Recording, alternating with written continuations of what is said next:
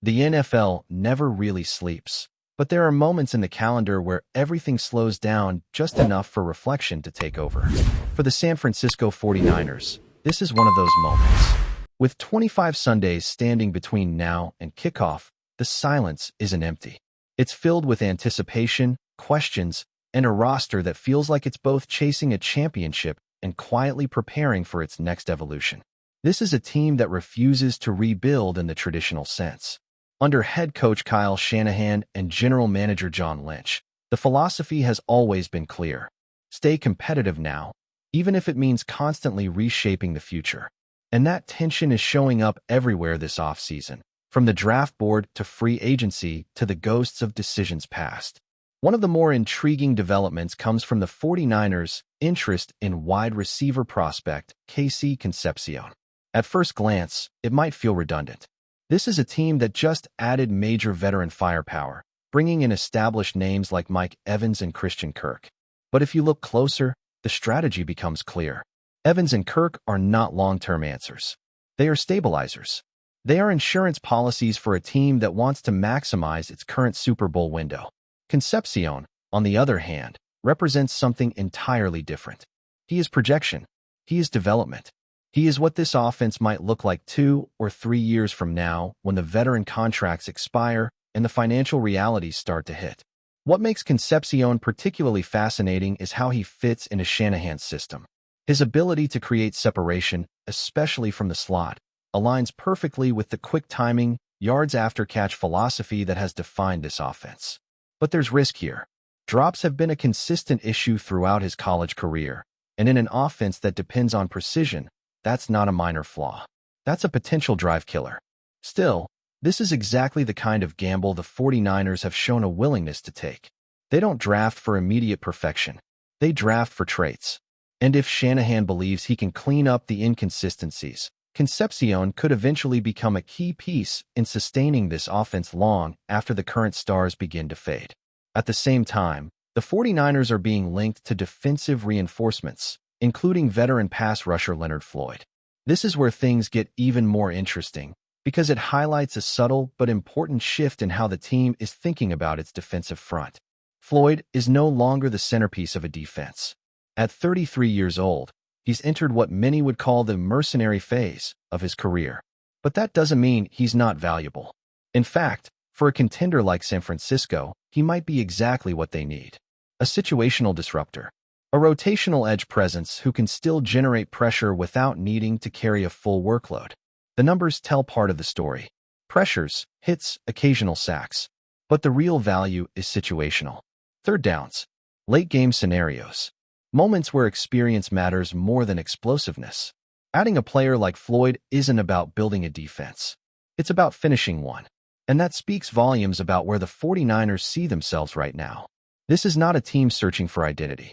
This is a team trying to eliminate weaknesses. Now, if you're watching all of this unfold and you're thinking this feels like a team walking a tightrope between present and future, you're absolutely right. And that's exactly why this next part matters.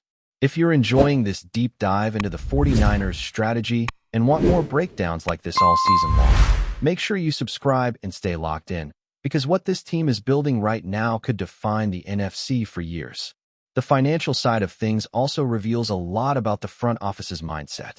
Take the one-year deal given to Christian Kirk. It's modest, it's controlled, and most importantly, it's flexible. This is not a long-term commitment. It's a calculated move designed to extract value without sacrificing future cap space. That kind of discipline becomes even more important when you look back at decisions that didn't go according to plan.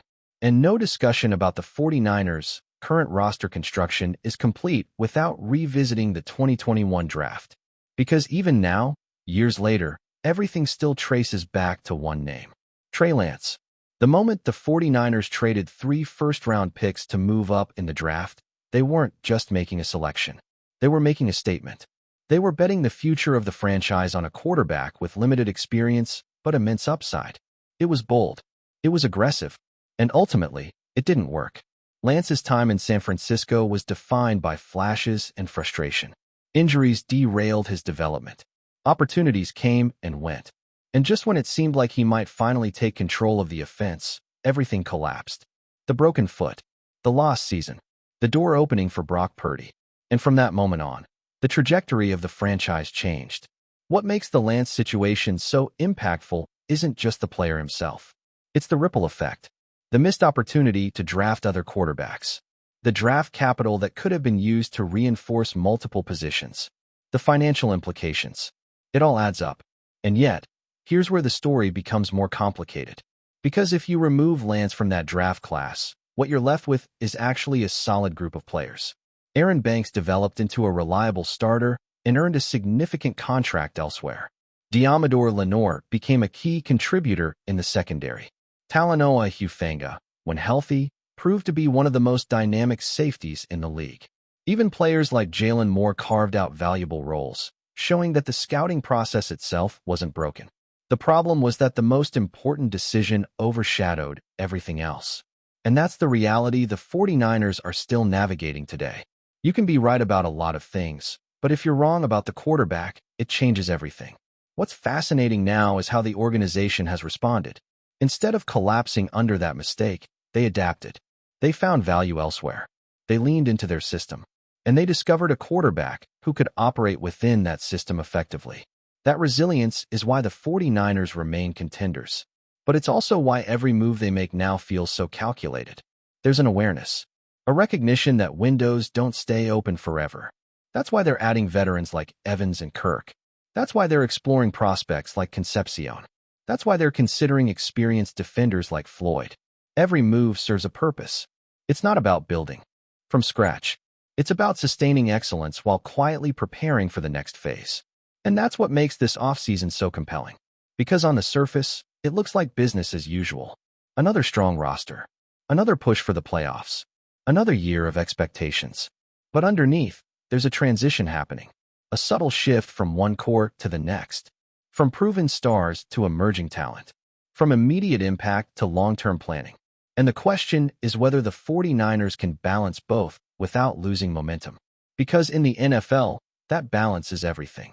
As we count down these 25 Sundays, that's the story to watch. Not just who they add, not just who they draft, but how all of it fits together in the bigger picture. Can they stay dominant while evolving? Can they avoid repeating past mistakes while still taking necessary risks? Can they turn short-term moves into long-term success? If you want to keep following every twist in this journey and understand what it really means for the future of the 49ers, make sure you subscribe now, because this season has the potential to be one of the most defining chapters in franchise history.